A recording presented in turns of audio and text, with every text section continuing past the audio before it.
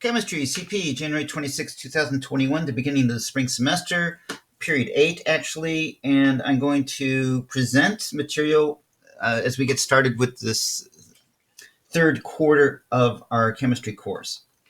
So the title that the district has assigned to this particular chunk of the school year is called Matter and Energy in Reactions.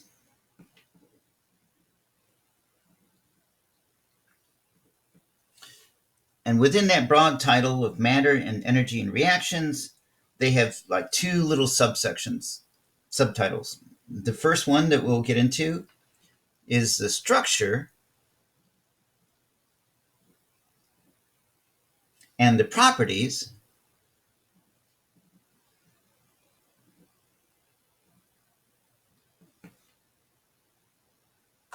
of matter.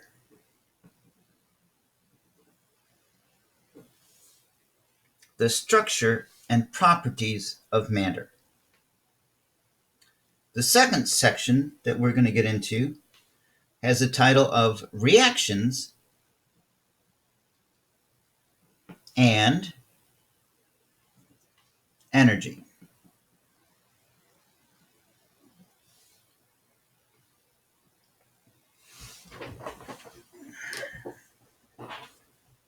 And that reminds me, I think I put the wrong topic title on the homework I assigned to you students already. So this is the third quarter in a nutshell. The fourth quarter we'll worry about when it comes along after 9 weeks from now.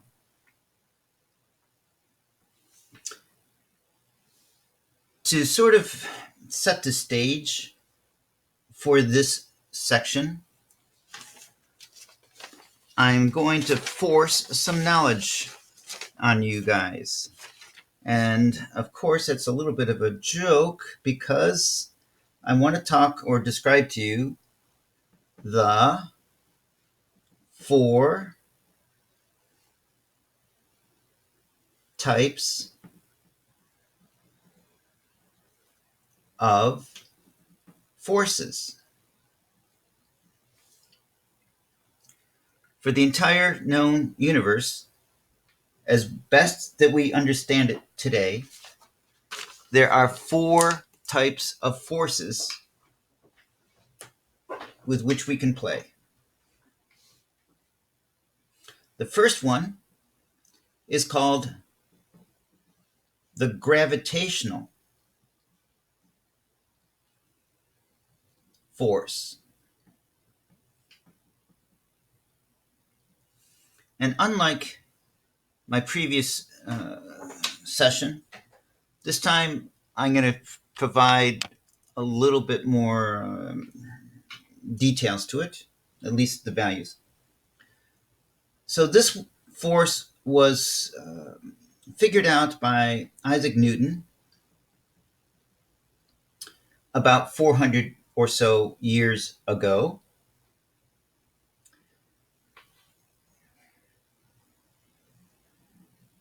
And the urban legend is that he was sitting in his apple orchard one day when an apple fell from a tree to the earth.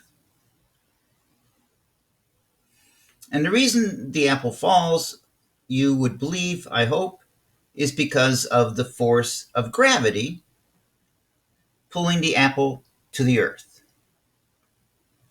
But something that you might not realize until you take my physics course is that the apple is also pulling the earth up towards the apple while the apple is falling towards the earth. And one of the common questions that I pose to my physics students when this topic comes up is, speculate please, which force do you think is the greater force?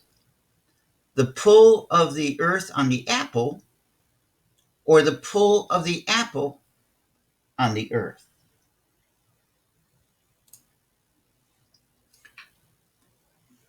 Most students are under the belief that the massive Earth would be exerting a force on the apple greater than the force of that little tiny apple on the Earth. The reality is it was a trick question. Neither the Earth nor the apple exerts the greater force on the other. The reality is both objects exert exactly the same force on each other. And the equation that Isaac Newton developed is called the law of universal gravitation. It says the force of gravitational attraction between any two objects in the entire known universe has a minus sign in front of it, which means it is an attractive force. So over in physics class, a minus sign means it's attracting, and by the way, a plus sign means they repel from each other when it comes to forces. There's a constant called the universal gravitational constant, G. And it's a very small number in metric units, 6.672 times 10 to the negative 11th power newtons meters squared per kilogram squared. Don't worry about using this number today. I think we will come back and use it later on, I say. But it's a constant, a very small constant. 0.000 with 10 zeros, and then finally 6.672 times the mass of one of the two objects. Multiply that times the mass of the second object. Then divide that product by the square of the distance from the center of one of those objects to the center of the second object. This is called Newton's law of universal gravitation. And what it says is that if you give me any two masses in the entire universe, they attract each other. And by the way, they attract each other with an equal force on each other. It's the same product. The first mass times the second mass is the same product as the second mass times the first mass, the commutative property of multiplication. It's one value for the pair of masses. This equation explains that the apple and the earth mutually attract each other. It applies to all matter in the universe. You pick any object in the universe, pick a second object, and this will allow you to calculate the gravitational force attracting the two of them together.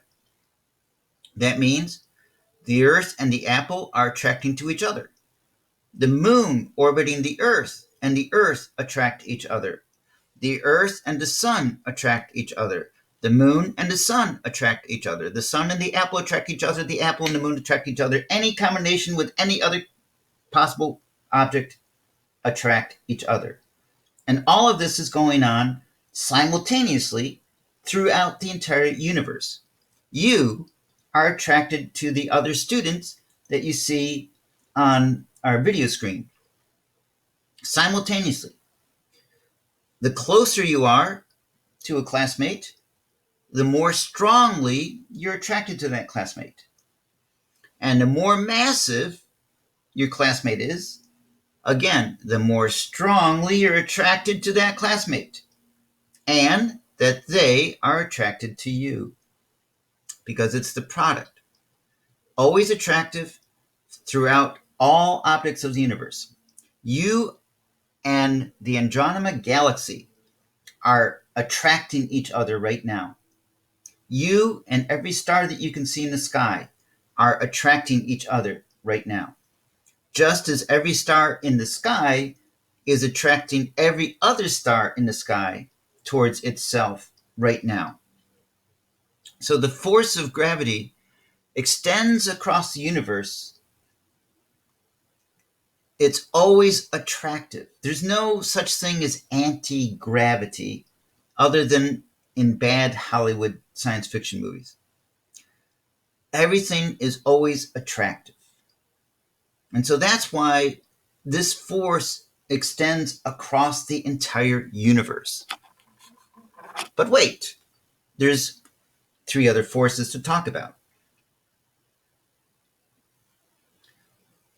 The second force I'm going to mention came about as 2 seemingly separate forces. One of them was the force of electricity. And the second one was the force of magnetism. I have here a pair of magnets. There's one. Here's another one. They're from school. When I bring them towards each other, they can attract. If I flip one of the magnets over and I try to bring them towards each other, they repel. So magnetism isn't purely attractive. It can be attractive or repulsive. The same thing can be said about electrical forces. Eventually, physicists figured out that there is a connection between electricity and magnetism. Now, these magnets don't have any batteries. There's no wires hooked up to these things. It's the material itself that is magnetic. But physicists have been able to work out that electricity and magnetism are related to each other. And so once they figured out that they're combined, they combined their names, and they call this the electromagnetic force. The electromagnetic force. Now, the guy who figured out the electric force, Monsieur Coulomb, worked out Coulomb's law, an equation to calculate the electric force between any 2 electrically charged objects in the universe. And his formula, Coulomb's law, is electric force is the product of a constant written as lowercase letter k. This constant is called Boltzmann's constant. And by the way, the value of Boltzmann's constant is 8.99 times 10 to the 9th power newtons meters squared per coulomb squared. It's a constant times the magnitude of the electric charge on an object times the magnitude of the electric charge on the second object. And really, I shouldn't say magnitude because that implies that it's absolute value. But charges can be positive or negative. So I should really say times the value of charge Q1 times the value of charge Q2. And that product is then divided by the square of the distance from the center of one charged object to the center of the second charged object. So take a moment and notice these 2 equations appear very similar to each other in their structure. You have a constant times the product of the 2 objects divided by the square of the distance between them. What's different is like the value of the constant. The gravitational one is a tiny number in metric units, while the electric force constant is 10 to the 12th power 10 to the 20th power, greater in magnitude. And sure enough, if we were to take a proton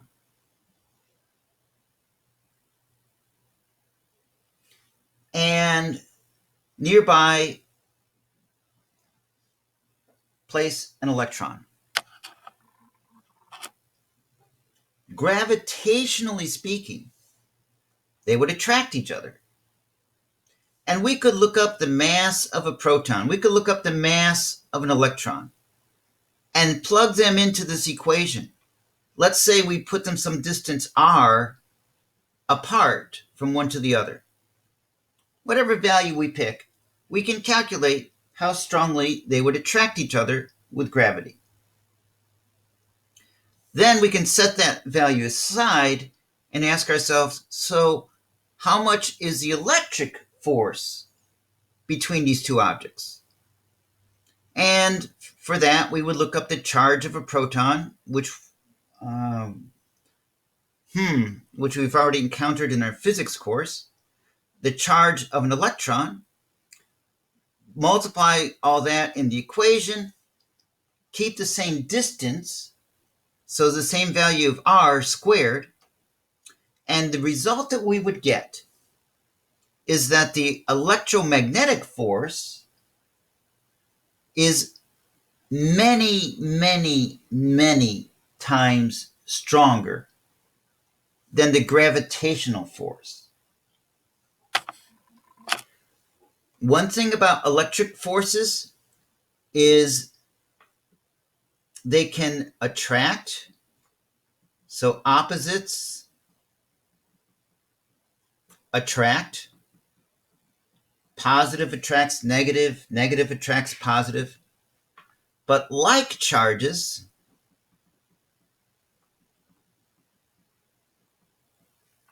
repel. In the case of a proton, it's positively charged. An electron is negatively charged. So they're going to attract each other. Force of gravity always attracts. So for sure, a proton and electron would attract each other.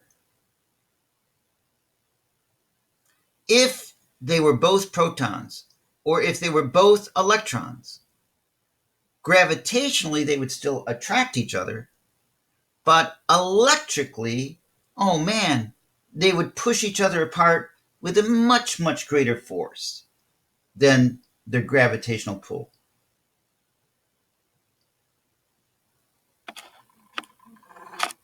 All right, so out of the 4 types of forces, gravity is pulling everything in the universe together.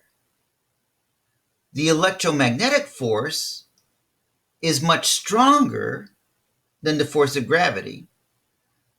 However, because they can be attract or repel, in general, electric forces are neutral over great distances. We would say that the moon is electrically neutral and that the earth is electrically neutral. And it's therefore only the force of gravity that's affecting the earth and the moon as they attract each other. If the moon were electrically charged, and if the earth were electrically charged, then yes, for sure, that force would be stronger than the gravitational force for a given quantity of charge and mass. Okay, well, there are 3 forces to there are 4 forces. Now for the third force. This one, kind of a missounding name compared to the others, is pretty weak. At least in name only. It's called the weak nuclear force. the weak nuclear force. And I'm going to make the claim that this weak nuclear force explains a lot of radioactivity. In a normal school year in chemistry CP, we would have a whole unit of study on radioactivity. We would learn about alpha particles. We would learn about beta particles and gamma rays and positron emissions and a bunch of other stuff. Well, an alpha particle, for example,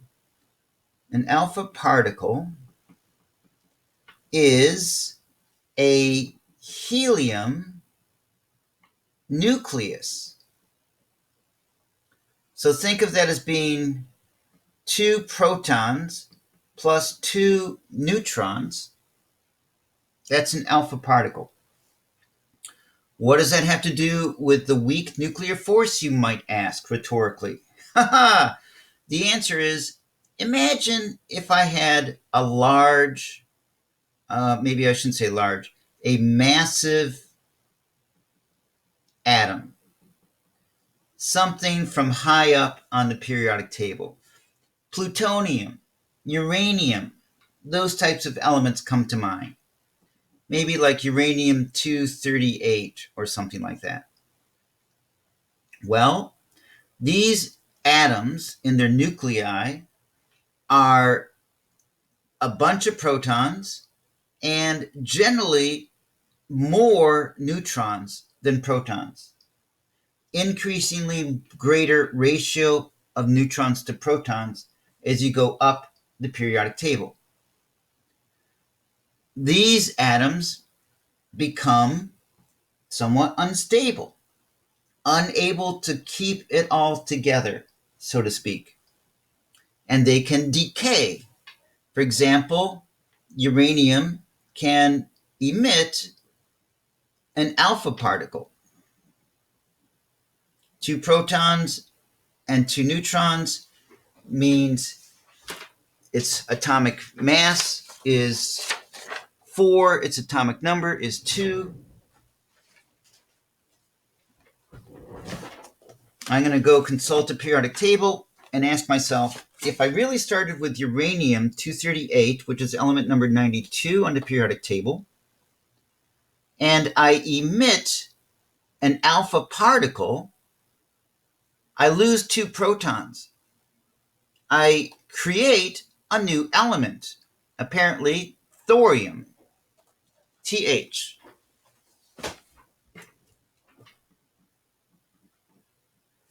Which is element number 90. The masses still have to add up. So if I start with 238 and I subtract 4, then I have thorium-234 as the mass number. And I am mixing up terms here. I called one the atomic mass and the other the mass number. They're not the same thing. Yikes. The atomic mass is the average of the isotopes, so I used the wrong term. I should be using the term the mass number. Okay, so if I start off with an atom of uranium-238 with a mass number of 238, it can decay into an alpha particle and thorium-234. The fact that a nucleus can decay is an example of the weak nuclear force being not able to keep an atom together forever, to keep a nucleus together forever. The example that you really should learn is carbon with mass number 14 can decay and become a different element. It's not an alpha particle emission, so I'm not going to bother writing the rest of this. But the point is, we have measured the rate at which it decays and have established that every 5,000, I believe it's 270 years, might be 5,370 years, half of carbon-14 disintegrates. I'll write the word decays. It's a shorter word. Disintegrates. I think it actually is a 3. 5370. Let's see. Carbon-14 half-life. And the answer is, I was wrong. Let's put down the correct number. 5,730 years. Great. I probably told period 6 the wrong number. 5,730 years is the half-life of carbon-14. And what causes it to disintegrate on that schedule is the weakness of the weak nuclear force. But wait, there are 4 forces. And the last one is called the strong nuclear force. The strong nuclear force. To explain this one, consider the fact that I said earlier, like charges repel each other. So if I had 2 protons, they should push each other away from each other. But what do I see when I look inside this helium nucleus? I see 2 protons and 2 neutrons really close to each other. Here's a proton, here's a proton, here's a neutron, here's a neutron. They're really close to each other. That means R is a teeny, teeny, tiny, tiny number. I mean, an atom is something. Whoa. Here, let's pause on that. You have a 3-minute break. Having forgotten my train of thought in 3 minutes due to short-term memory issues, I'm going to try to make the claim that like charges repel, and if the size of an atom is on the order of 10 to the negative 10th meters in diameter or so, and the nucleus is like 100th of that, so maybe 10 to the negative 12th meters is the size of a nucleus. That means R, the distance from one nucleon to another, where nucleon is the word that means proton or neutron, from one proton or neutron to another one in the nucleus must be a very teeny, teeny, tiny, tiny distance. And since that's in the denominator and that's squared, that means the electrical repulsion of protons to protons must be an incredibly large force. And yet, there they are. You never even questioned that for a moment. You said, sure, protons and neutrons hang out together in the nucleus. But if you think about it, there must be a very strong desire, at least between the protons, to repel each other with electric force. So why don't they? And the answer becomes, because there exists a strong nuclear force. Now, one thing we can say about this strong nuclear force, it is very short range. So in the big picture, there are 4 types of forces that we know of in the universe. The gravitational force, relatively speaking, is the weakest one, but it's also the longest range one. This is the only force that spans across the entire universe. Stronger than that are electrical forces. Stronger than that is the weak nuclear force, but this only acts over the scale of maybe an atom or so. And stronger than that is the strong nuclear force, and this only acts over a distance within the nucleus of an atom. So very short range, but of the 4, the strongest of the 4 if you can force protons and neutrons to get really, really close to each other, then this force can kick in and hold them together. And just because I teach physics, I should mention the grand unified theory, the guts of the universe, is an attempt by theoretical physicists to find one equation that accounts for all the known forces in the universe. They feel like, aha, they've had success. They found one equation that relates electric forces to magnetic forces.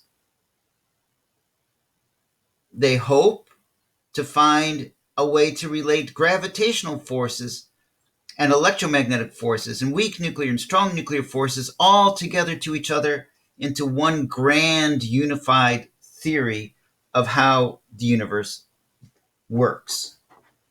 Okay? So that's something you can do if you really want to get into it.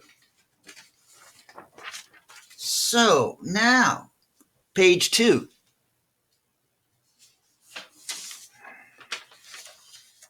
Haha! According to the district pacing guide, I should start to talk about balloons. Of course, risk management would tell us it's too dangerous for you students to be allowed to actually play with balloons as part of this course. It would have to be something where you have to sign off on the permission forms, assume the risk, have your parents sign off, and then during class time, I would have to monitor you playing with a balloon. Scary to play with balloons. I don't have one. If I had a rubber band, I could at least talk about the concept of what you should be thinking about when they said, think about a balloon. Okay, so you have a balloon and you inflate it and it becomes bigger. So let's talk about the latex material that makes up the balloon.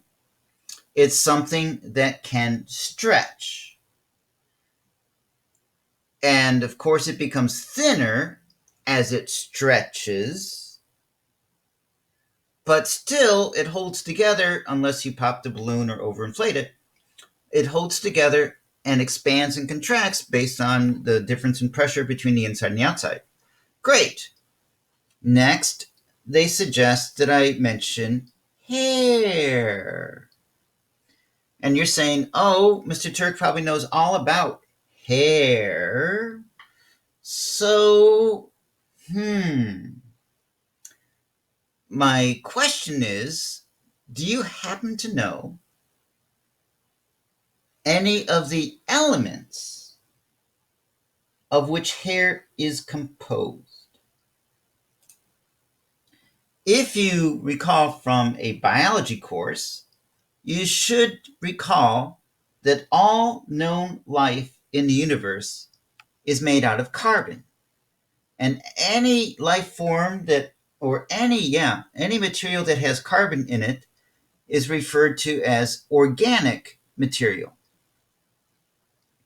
And that means inorganic is stuff that does not contain carbon. So a rock, for example, silicon dioxide, is inorganic because it doesn't have any carbon. All life, including the hair on your head and the other animal's hair, contains carbon. And yes, hydrogen and oxygen, other ingredients of human life, nitrogen and phosphorus. Now, there are other elements, like there's the iron in your iron-poor blood or iron-rich blood. So there is stuff like that, and other trace elements. But by far, in terms of human body weight, about 80% of your body is made out of water. H2O. So there's a good chunk of what you are made out of. I think I've heard it said that if you were to go to the store and buy some carbon, buy some hydrogen oxide, you're made out of about $15 worth of parts, of elements from the store.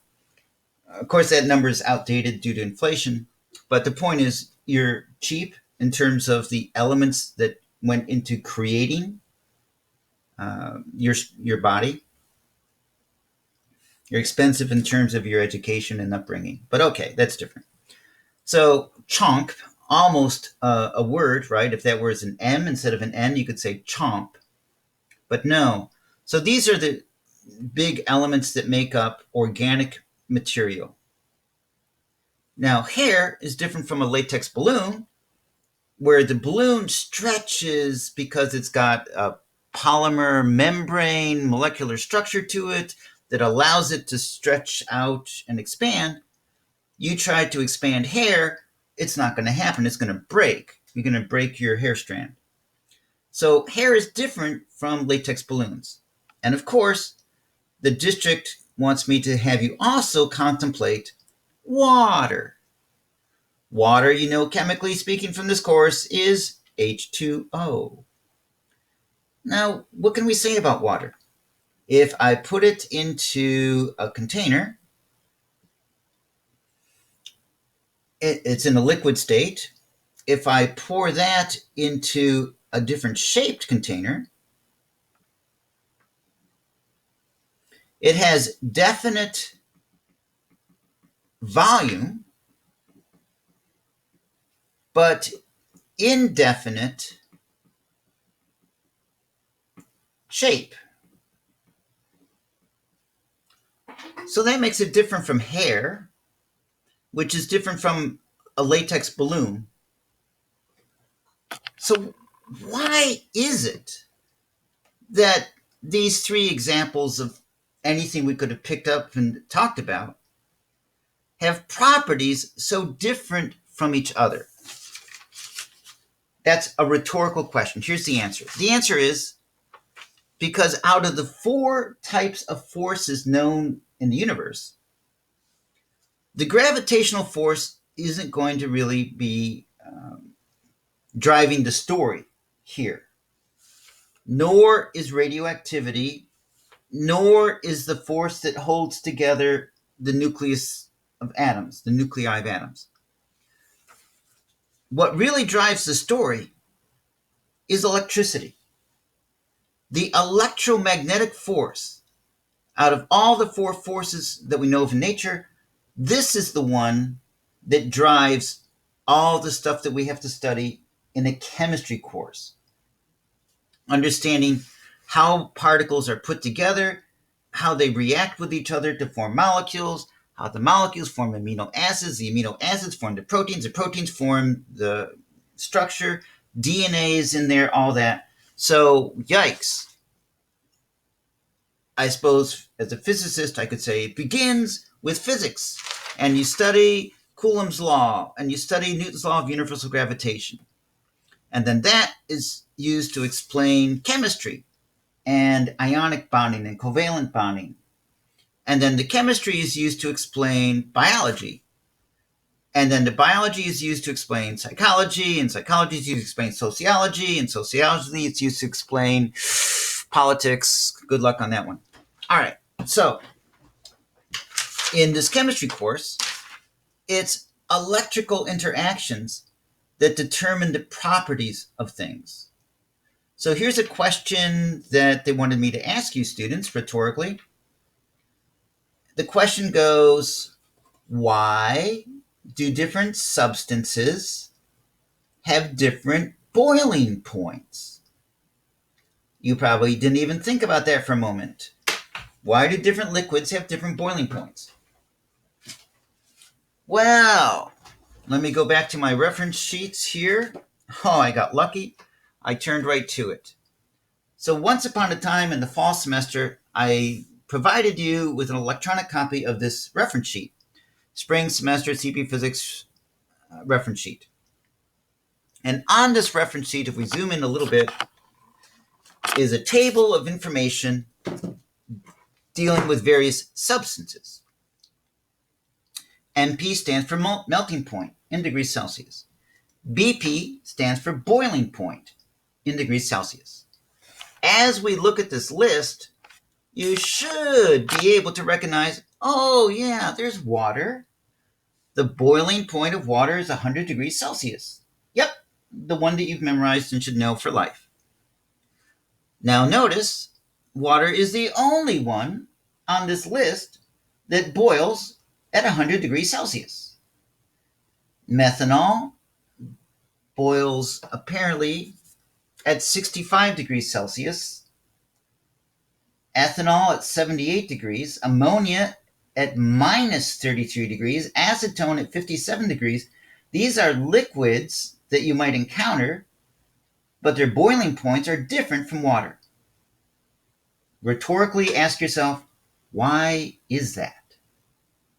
The answer is due to electromagnetic forces at work on the atomic level, on the molecular level.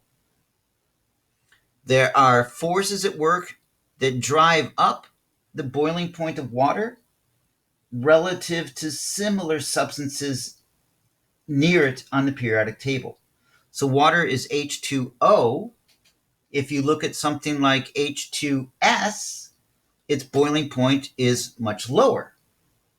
So something is going on electrically that makes water stick to itself more than other molecules in its neighborhood.